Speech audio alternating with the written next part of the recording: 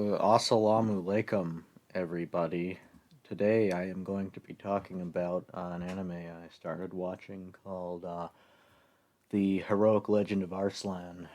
Not the recent, like, Globo Homo one that looks like AIDS, but the TV series from 91. This is just going to be a short little review because I'm bored.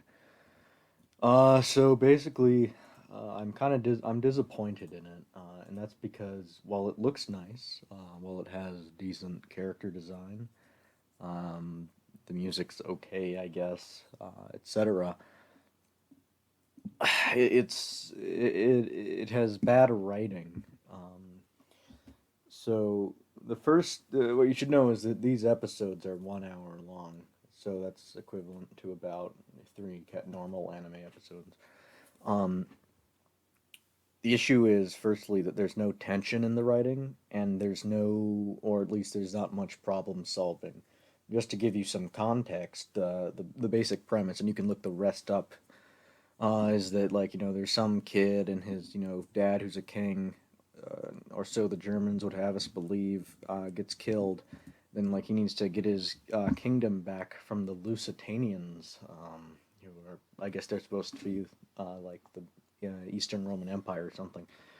Um, and so in the first episode, you basically get told that, like, oh, the reason why the Persians lost against the Byzantiums, is because they're obsessed with brawn over brains, and the Byzantiums, they beat the Persians with the brains. But then fucking, like, next, like, hour, which is 3 episodes, and even later in that one, suddenly you have all these, like, overpowered characters. I normally don't deign to use such terminology, but whatever works. Like, jumping on the soldiers, like, literally, there's this, like, fucking farm girl who, like, jumps on the heads of the Byzantine soldiers and etc. And even though Bane, Masked Man, like, does a thing, then a, like, autism tornado comes in. That's ridiculous. And so, well, the first episode, I thought it was interesting because like, they covered the army in oil and then burned them, and it was funny. And then, like, then there's this, like, priest, like, worshiping the demiurge, or yeah, Baladoth, or something. He was, like, hitting a guy's face with a scepter, and it's like, oh, that's a little gory for something made in the 80s. But then, then fucking, like, this woman got ganked or whatever because she did something stupid, and I was like, oh, that's good. I'm glad they're not, playing it safe. But then they, you know what they do after that? They just play it safe for the rest of the fucking anime. I haven't finished it, but I'm about half of the way through. And if you're halfway through an anime and there's issues like this, then they just can't be ignored. Frankly, and don't call me Frank. Pardon me. Let's see. Right.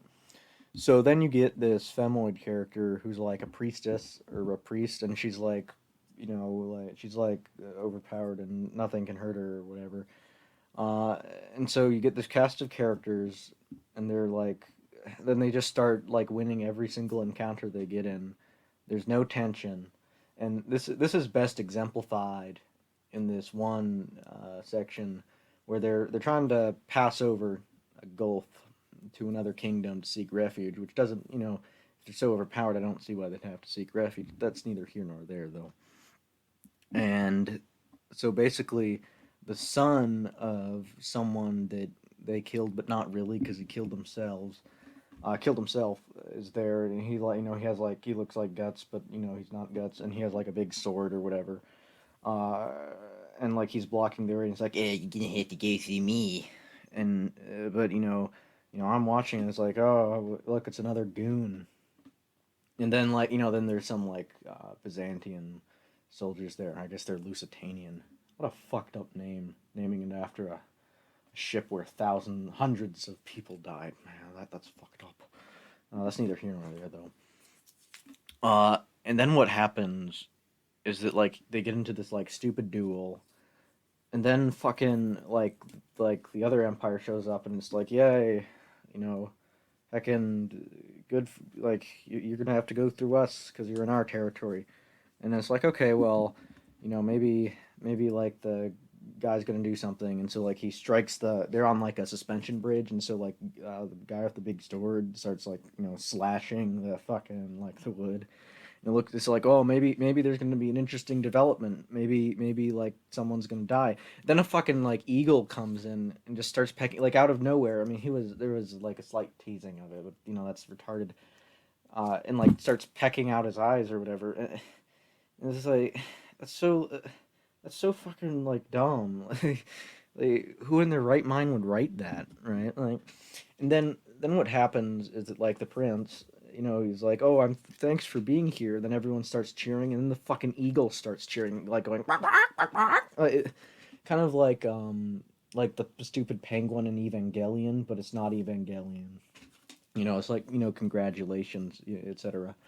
Another thing this anime tries to do is sort of do like the Legend of the Galactic Heroes thing, where it like tries to insert like not really, I guess not necessarily messages, but inquire about you know political realities and stuff like that. The issue though is that they're only briefly touched on and they don't really add anything. I don't. One of the reasons why I don't see stuff like Legend of the Galactic Heroes as being as good as some other people say, because it doesn't matter like like what messages you have in it. Like I could make an anime that's like fucking like Carl Schmidt and like uh, all a bunch of political philosophers, Giorgio Agamben and etc. And just like have the entire anime be like someone reading it, but that doesn't make it good. Like that just because it has a message that doesn't mean anything. If the message is not integrated into the narrative, then it's pointless, right? Of course it's right. Of course I'm right. Yeah. Uh, let's see. No, that doesn't. It's not pretentious, but it doesn't really mean anything. It's probably fine for younger people. I guess it's a shonen, but when in the first episode, when like the demiurge priest is like hitting out someone's eyes with the staff, it's like, oh, this seems more like a, like more of a seinen, I guess. Either way, though, I don't hate this. Especially considering what we're getting nowadays.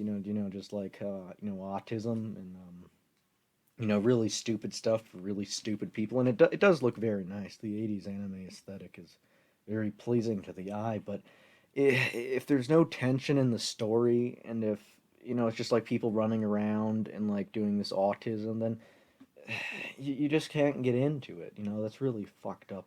I probably won't finish this. I might continue it in a month or so, but it just you just lose interest.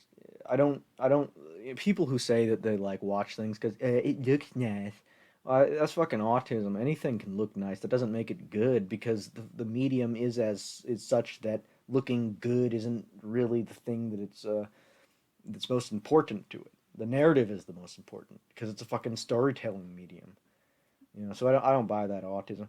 I will say this though, at least it's not that fucking remake. I haven't watched the remake, but I can tell it's bad. I don't need to fucking watch the remake to tell that it's bad. It looks like Kino no Tabi, but not in a good way, in a bad way. I mean, I would never compare it to Kino no Tabi on any other level because Kino no Tabi is much better than that garbage. That's neither here nor there. Actually, never mind.